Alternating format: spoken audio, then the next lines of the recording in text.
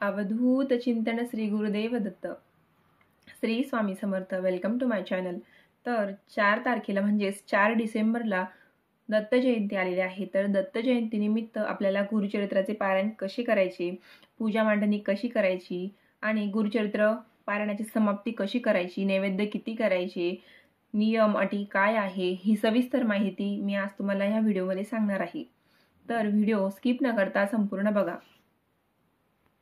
तर श्री गुरुचरित्र हा ग्रंथ तुम्हाला आणायचा आहे आणि हा जवळपास केंद्र असेल तर तुम्हाला केंद्रामधून स्वामींच्या दिंडोरी प्रणित हा ग्रंथ आणायचा आहे. पिवळ्या रंगाचा आहे. तर हे गुरुचरित्र पारायण कोणीही करू शकतं. महिला, पुरुष, मुली यांनी कोणीही हे पारायण करू शकतं. तर 28 तारखेपासून आपल्याला पारायणाला सुरुवात करायची आहे आणि 5 तारखेला आपल्याला समाप्ती करायची आहे.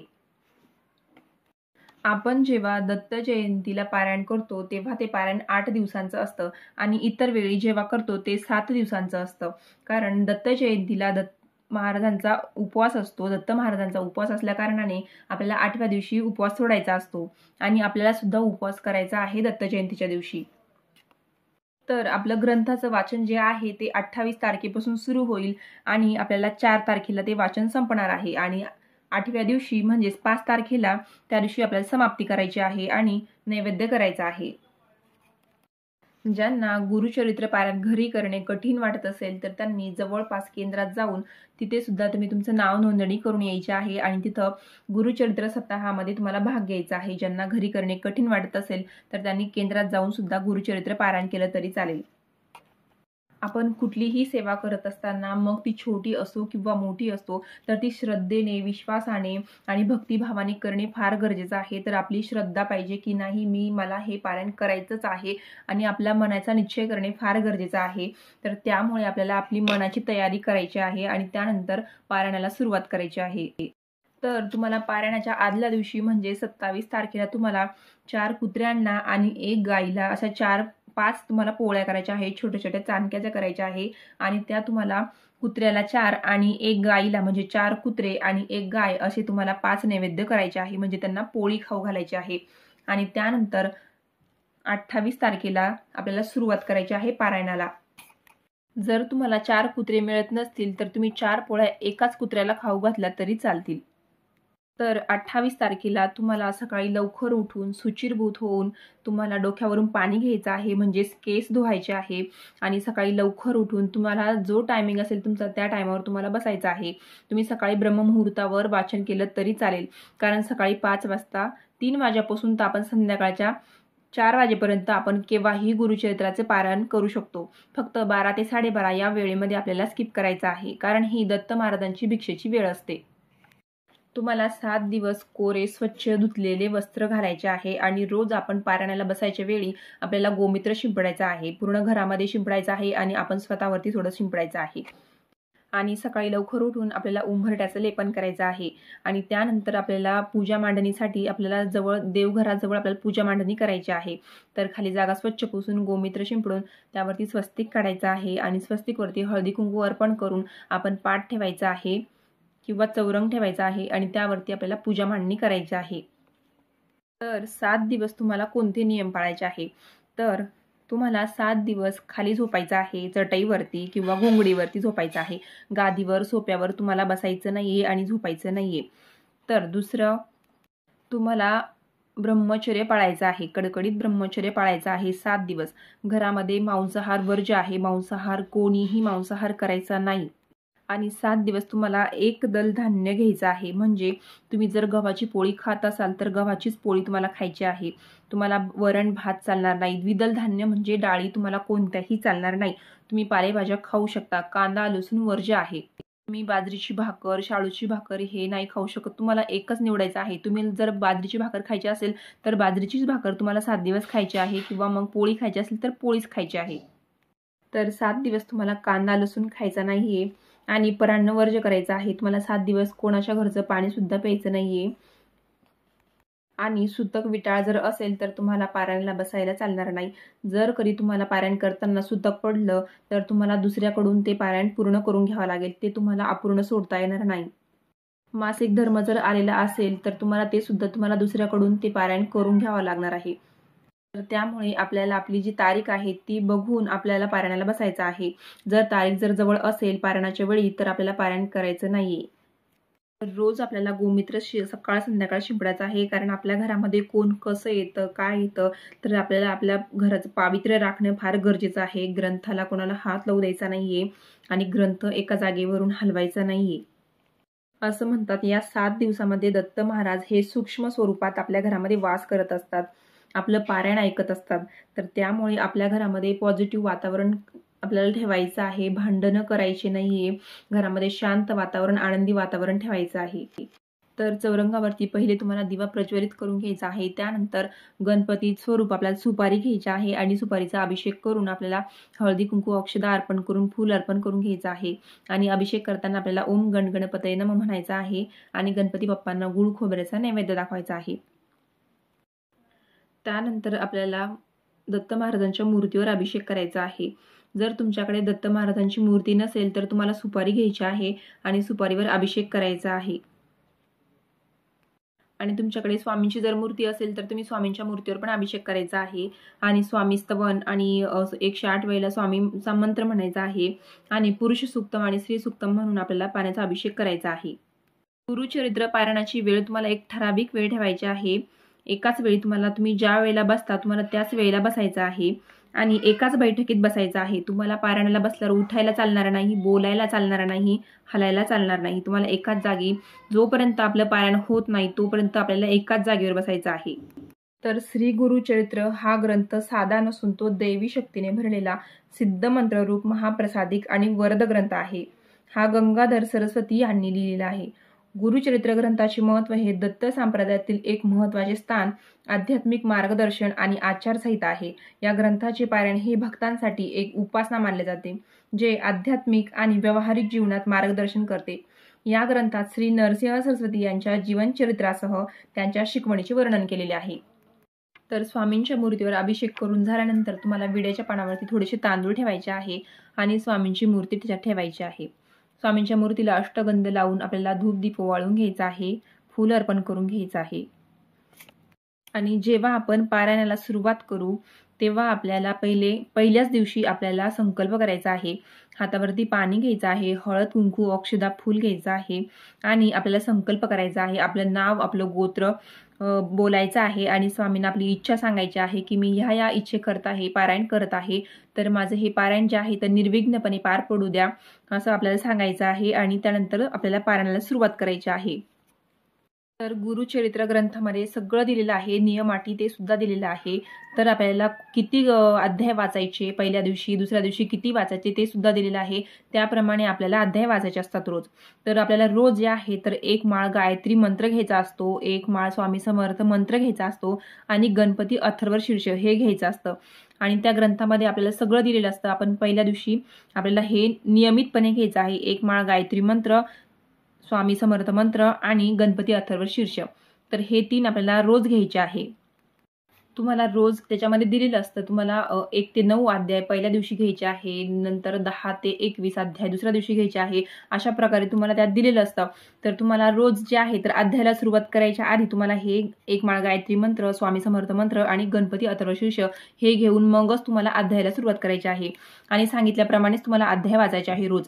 तर कधी तुम्हाला जास्त वेळ लागू शकतो किंवा तुम्हाला कमी वेळ लागू शकतो, कारण अध्याय जे आहे कधी कमी असतात कधी जास्त असतात. तर 7 दिवस जे आहे तर त्या पुस्तक आपल्या ग्रंथामध्ये दिलेलं आहे, तुम्हाला किती अध्याय घ्यायचे आहे त्याप्रमाणे. आणि ग्रंथाचं वाचन जे आहे तर आपल्याला हळू आणि स्पष्ट आवाजात बोलायचं आहे. जास्त मोठ्याने पण नाही आणि जास्त हळू पण नाही, म्हणजे आपल्याला ऐकायला येईल तेवढ्या आवाजात आपल्याला म्हणायचं आहे आणि स्पष्ट बोलायचं आहे. आणि रोज तुम्हाला सकाळ संध्याकाळ नैवेद्य दाखवायचा आहे. सकाळी 10:30 वाजता तुम्हाला नैवेद्य दाखवायचा आहे आणि आरती करायची आहे. सकाळ संध्याकाळ आरती करून घ्यायची आहे. आणि जेव्हा पूजा मांडणी करताल तेव्हा तुम्ही काहीही नैवेद्य ठेवू शकता, खडी साखरेचा ठेवू शकता किंवा फळाचा ठेवू शकता. सकाळी 10:30ला आरती नैवेद्य दाखवायचा आहे, मग आरती घ्यायची आहे आणि संध्याकाळी 6:30ला नैवेद्य दाखवून मग आरती करायची आहे. तर नैवेद्य जो आहे तर तुम्ही जे घरात बनवताल भाजी पोळी ते तुम्हाला दाखवायचं आहे. 7 दिवस तुम्हाला सात्विक आहार घ्यायचा आहे, घरामध्ये मांसाहार वर्ज्य करायचा आहे. आणि दत्त जयंतीच्या दिवशी आपल्याला उपवास करायचा आहे. तर उपवास आपल्याला सोडायचा नाही. संध्याकाळी तुम्ही दिवसभर फलाहार करू शकता आणि संध्याकाळी भगर वगैरे किंवा साबुदाणा खिचडी करू शकता. आणि कलश मांडून घ्यायचा आहे. कलश मांडून झाल्यानंतर तुम्हाला खाली कलश मांडून घ्यायचा आहे. कलश मांडून झाल्यानंतर तुम्हाला खाली चौरंगाजवळच आपल्याला ग्रंथ ठेवायचा आहे. ग्रंथ आपल्याला हलवायचा नाहीये 7 दिवस आणि ग्रंथ तुम्हाला लाल किंवा पिवळ्या रंगाच्या कापडामध्ये ठेवायचा आहे. आपला ग्रंथ वाचून झाल्यानंतर आपल्याला ग्रंथ परत झाकून ठेवायचा आहे आणि ज्या दिवशी आपण ग्रंथाला वाचनाला सुरुवात करणार आहोत त्याआधी आपल्याला अष्टगंध लावून आपल्याला अक्षदा अर्पण करून फुल अर्पण करून आपल्या ग्रंथाची पूजा करून घ्यायची आहे आणि रोज आपल्याला ग्रंथाची पूजा करायची आहे. जेव्हा आपण पारायणाला बसू त्याआधी आपल्याला ग्रंथाची पूजा करून मगच आपल्याला पारायणाला सुरुवात करायची आहे. ग्रंथ हा तुम्हाला पाटावरती ठेवायचा आहे आणि मग वस्त्र ठेवून त्याच्यावरती ग्रंथाची तुम्हाला धूप दीप ओवाळून पूजा करून घ्यायची आहे. ग्रंथ तुम्हाला एकाच जागी ठेवायचा आहे. त्या जागेवरून तुम्हाला हलवायचा नाहीये आणि जेव्हा तुम्ही पारायणाला बसाल तेव्हा तुम्हाला रोज आसन घ्यायचं आहे आणि तेच आसन तुम्हाला 7 दिवस ठेवायचं आहे. आपण रोज जे आसन वापरतो देवपूजेसाठी आपण बसताना तेच आसन आपल्याला रोज घ्यायचं आहे. आणि आरत्या ज्या आहेत तर त्या नित्यसेवेमध्ये दिलेल्या आहे. सकाळी 10:30ची आरती आणि संध्याकाळी 6:30ची आरती. ते नित्यसेवेच्या पुस्तकामध्ये तुम्हाला आरत्या दिलेल्या आहे. त्या आरत्या तुम्ही घेऊ शकता. तर अशा प्रकारे तुम्हाला पूजा मांडणी करायची आहे. साधी आणि सोपी, जास्त काही वेळ लागत नाही. ही पूजा मांडणी तुम्ही रात्री सुद्धा करून ठेवू शकता. जर तुम्हाला सकाळी लवकर ब्रह्ममुहूर्तावर जर पारायण करायचं असेल तर तुम्ही रात्री पूजा मांडणी करून ठेवा. सकाळी लवकर उठून तुम्ही डायरेक्ट पारायणाला बसू शकता. आणि आपण जो रोज नैवेद्य दाखवणार आहोत, जो भाजी पोळीचा, तोच नैवेद्य आपण स्वतः आपल्याला खायला घ्यायचा आहे. आणि जे कळसाचं नारळ आहे ते आपल्याला समाप्ती झाल्यानंतर आपल्याला फोडून ते घरच्यांना खायचं आहे. तर पारायणाची समाप्ती जी आहे तर ती 8व्या दिवशी करायची आहे. तर समाप्तीच्या दिवशी आपल्याला 4 नैवेद्य करायचे आहे. एक स्वामींना, एक दत्त महाराजांना, एक गुरुचरित्र ग्रंथाला आणि एक कुळदेवीला. तर असे आपल्याला 4 नैवेद्य करायचे आहे. तुमच्या स्वइच्छेने तुम्ही काहीही बनवू शकता. वरण, भात, पोळी, भाजी आणि तुम्हाला घेवड्याच्या शेंगा पण करायच्या आहे. मिळाल्या तर ठीक आहे, नाही मिळाल्या तर काही हरकत नाही. पण घेवड्याच्या शेंगाचं जास्त महत्त्व आहे. आणि स्वामींच्या ताटाला तुम्हाला पानाचा विडा लावायचा आहे, लिंबू, लोणचं आणि तुम्हाला 21 रुपये ठेवायचे आहे किंवा मग तुम्ही 11 रुपये सुद्धा ठेवू शकता. तुमच्या स्वइच्छेने तुम्हाला जेवढे वाटेल तेवढे तुम्ही ताटाला पैसे लावायचे आहे आणि ते पैसे तुम्हाला स्वामींच्या केंद्रात जाऊन तिथं तुम्हाला दक्षिणा म्हणून दानपेटीमध्ये टाकायचे आहे. आणि नैवेद्याचे ताट जे आहे ते तुम्हाला 10:30 वाजताच नैवेद्य दाखवायचा आहे. त्यानंतर तुम्हाला आरती करून घ्यायची आहे. 10:30 वाजेपर्यंत तुमचा स्वयंपाक झाला पाहिजे. आणि हे जे नैवेद्याचे ताट आहे ते आपल्याला घरच्यांना खायचे आहे.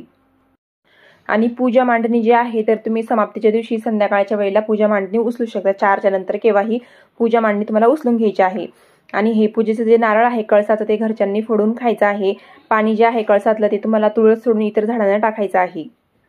आणि दिवा जो आहे तो तुम्हाला अखंड दिवा लावायचा आहे. दिवा विझू द्यायचा नाहीये. जोपर्यंत आपण ग्रंथ वाचणार आहे तोपर्यंत आपल्याला एक तुपाचा दिवा प्रज्वलित करायचा आहे आणि एक तेलाचा दिवा जो आहे तो अखंड चालू ठेवायचा आहे. तर अशा प्रकारे मी तुम्हाला संपूर्ण माहिती सांगितलेली आहे. जर काही राहिलं असेल तर तुम्ही मला विचारू शकता. तर त्यामुळे तुम्हाला गुरुचरित्राचं पारायण हे आवर्जून करायचं आहे. आपण वर्षातून एकदा तरी गुरुचरित्र पारायण जरूर करावे. कारण मन असेल पवित्र तर कधीही वाचावे गुरुचरित्र. तर तुम्ही गुरुचरित्र हे कधीही वाचू शकता.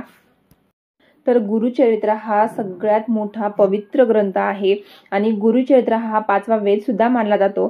तर त्यामुळे आपल्याला गुरुचरित्राचे पारायण जे आहे तर ते आवर्जून करायचं आहे. तुम्हाला जर अनुभव घ्यायचा असेल तर गुरुचरित्र नक्की वाचावे.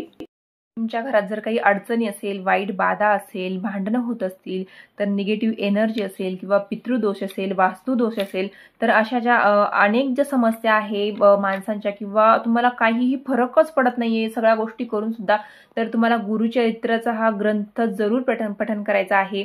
तर ह्या गुरुचरित्राच्या ग्रंथामुळे जे आहे तर आपल्या घरामधली जी वाईट एनर्जी आहे ती निघून जाते आणि सकारात्मक ऊर्जा निर्माण होते.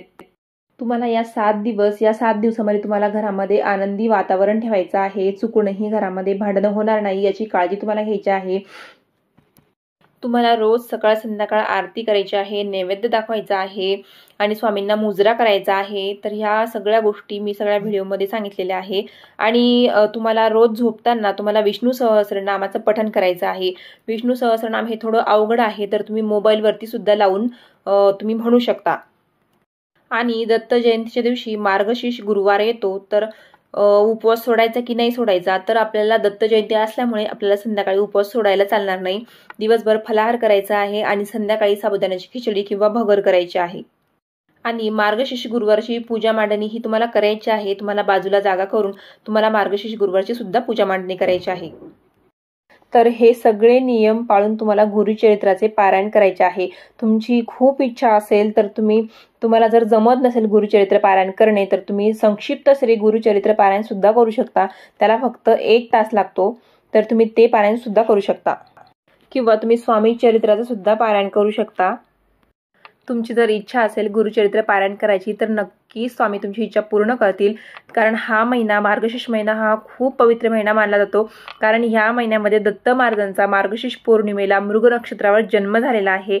तर त्यामुळे आपल्याला ही सेवा करणे फार महत्त्वाचे आहे। इतर वेळेत आपण करतोच, पण आता ह्या महिन्यामध्ये म्हणजे मार्गशीर्ष महिन्यामध्ये दत्त महाराजांचा जन्म झाल्यामुळे हा महिना जास्त आपल्यासाठी खूप शुभ मानला जातो। तर त्यामुळे आपल्याला हे गुरुचरित्राचं पारायण आवर्जून करायचं आहे। तर झालेली सेवा स्वामींच्या चरणी रुजू करते आणि व्हिडिओ इथंच थांबवते। तर माझे व्हिडिओ आवडत असतील तर माझ्या चॅनलला सबस्क्राईब करा, लाईक करा, शेअर करा। श्री स्वामी समर्थ।